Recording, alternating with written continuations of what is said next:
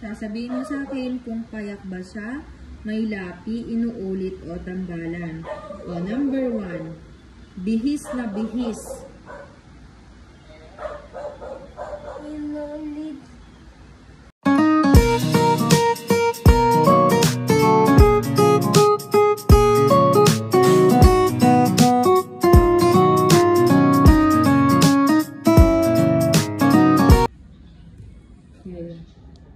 Second, Quarterly sa Pilipino po. quarterly. Hello, fellow warriors. For today's vlog, mag-exam po tayo. Ay, Samahan niyo ako. magpe-periodical test.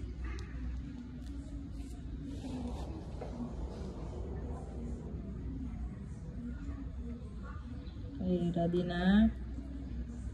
Ready na po. Okay, makinig sa panuto. Okay? Isulat sa patlang ang titik A o A kung ang ipinapahayag na pangungusap ay anekdota at titik T naman kung tala-arawan. Okay? Titik A o Okay? A kung ano ang nagtada hadal B ay T ano tintara naman. Okay. Number 1. Ito ay nakasulat o nakaayos ng sunod-sunod na ayon sa petsa o araw na sumusunod sa kalendaryo. Talarawan. T.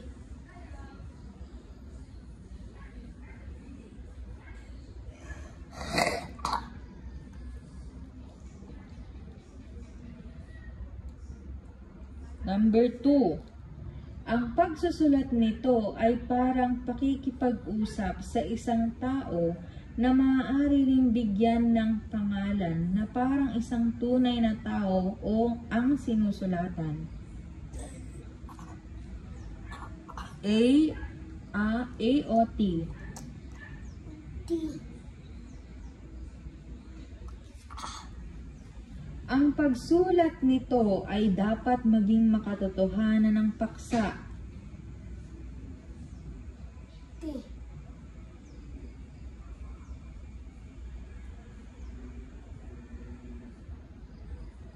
May pagkaseryoso ang mga pangungusap na ginagamit dito. T.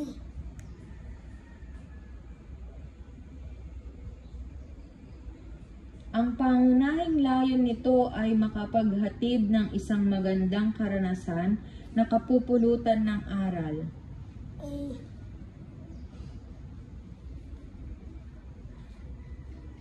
Ito ay ginagamit upang hindi makalimot at magkaroon ng mga listahan ng mga nagawa na, mga saloobin at iba pang mga pangyayaring nagdaan. A. Ito ay isang kalipunan ng mga bugtong-bugtong o bahabahaging mga sulatin. T. Ito ay maikling salaysay ng ilang kawili-wiling insidente o pangyayari. Ano?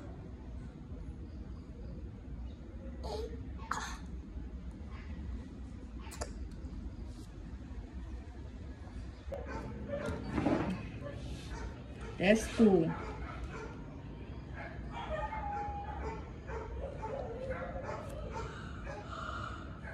Okay, 9 to 10. Sabi dito, gumuhit ng masayang muka kung tamang pasya ang ginawa ng tauhan. Kung mali, gumuhit ng malungkot na mukha. Apa siya? Number 9. Hindi pinayagan ng mga magulang si May na sumama sa kamag-aral sa pagpunta sa palengke dahil sa kalagayan natin ngayon. Tumakas si May at sumama sa kamag-aral. Malungkot po. Number 10. 5 piso na lamang ang pera ni Aiden. Pinauutang siya ni Dayan para makabili ng gusto niyang laruan. Hindi umutang si Aiden, sa halip ay nagpasalamat siya sa kagandahang loob ng kanyang kaibigan. Masaya.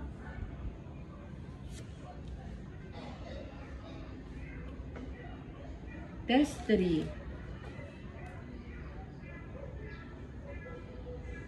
Ito ay 11 to 15.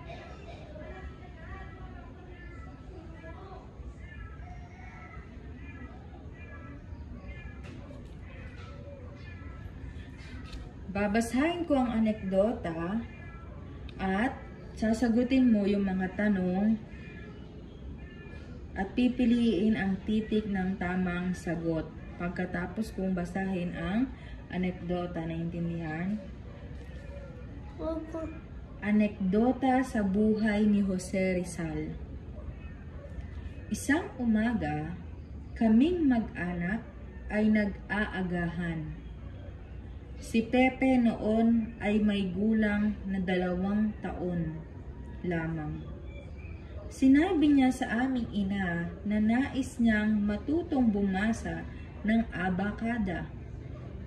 Datapwat ang tugon ni inay, hindi pa sapat ang taglay niyang gulang upang matupad ang gayong hangarin.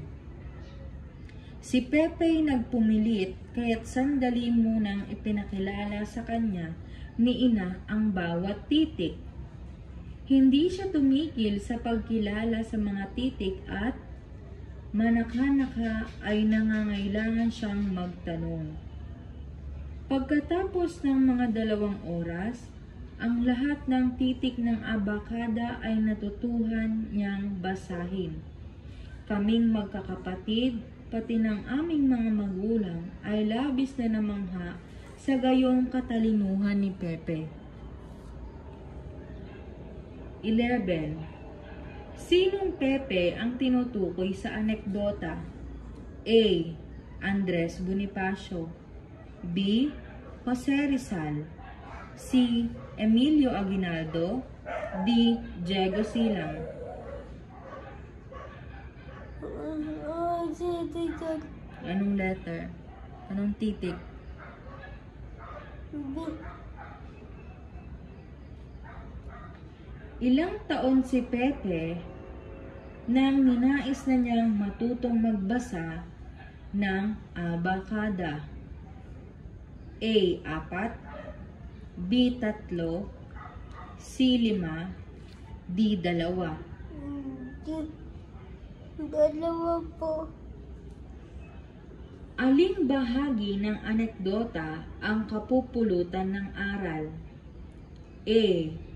Ang pagtsatsaga ni Pepe na matutunan ang pagbasa ng abakada. B. Ang kabutihan ni Pepe. C. Ang kasipagan ni Pepe.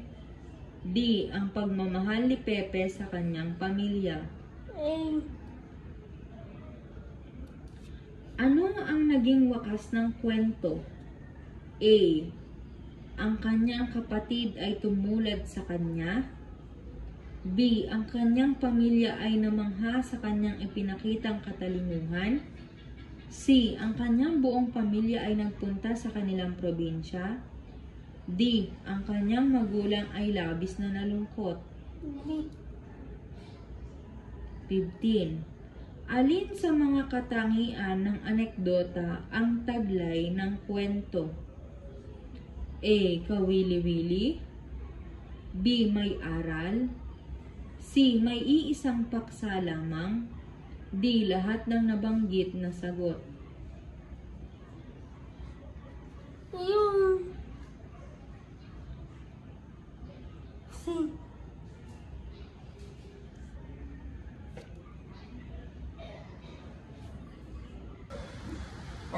Test 4. Sulat sa tamang hanay ang nakasalungguhit na pang-uri sa bawat pangungusap.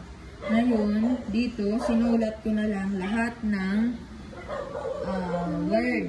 Ngayon, sasabihin mo sa akin kung payak ba siya, may lapi, inuulit o tambalan.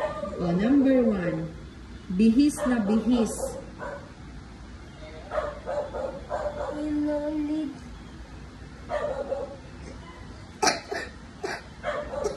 Excuse me.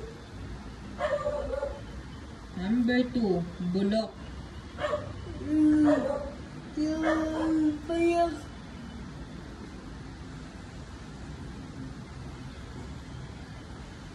Number 3, makasaysayang. Yung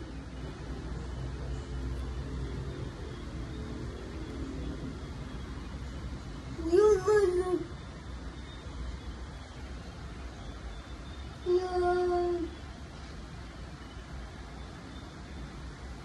Payak, may lapi, inuulit, tambalan. may lapi. Number 3, puro. Payak. Number 5, abot langit. Tambalan. Number 6, sariwa.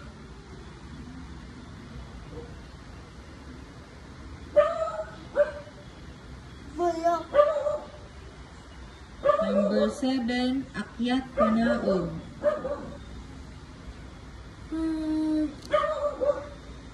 Tambalan. Number 8, labis-labis.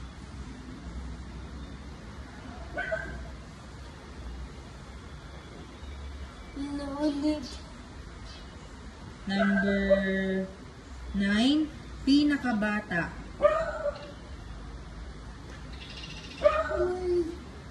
Anong yun? Yung Payak, may lapi, inuulit, tambalan. may labi. Number 10, katakam-takam. Inuulit.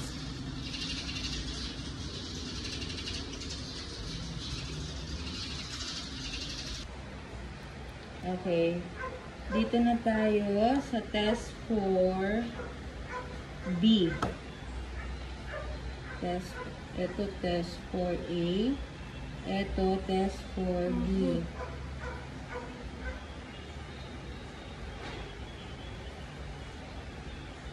(11 to 15).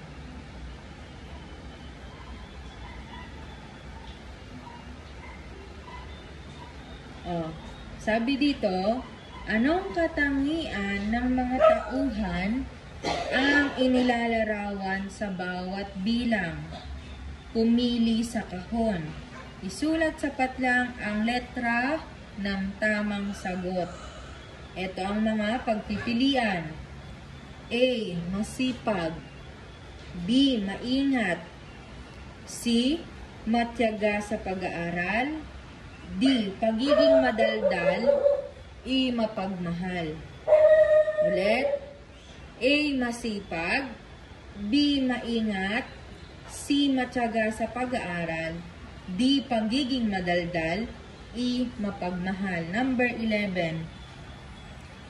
Pinipili ni Mang Fred ang palabas sa telebisyon na maganda para sa kabataan. A, masipag. B, maingat. C, matiyaga sa pag-aaral. D, pagiging madaldal. E, mapagmahal. Number 12. Araw-gabi ay nagtatrabaho si Paulo para makatulong sa kanyang pamilya. Matiyaga. A, masipag. C, matiyaga sa pag-aaral. D, pagiging madaldal. E, mapagmahal. A. Number 13. Pinipilit ni May na makakuha ng mataas na marka kahit mahirap ang aralin. C. Matyaga sa pag-aaral. D. Pagiging madaldal. E. Mapagmahal. Number 14. Inaaruga ni Michael ang kanyang sakiting ina.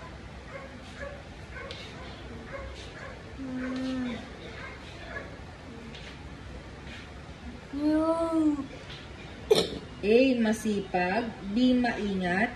C. Matyaga sa pag-aaral. D. Pagiging madaldal. E. Mapagmahal. may lamok sa digong.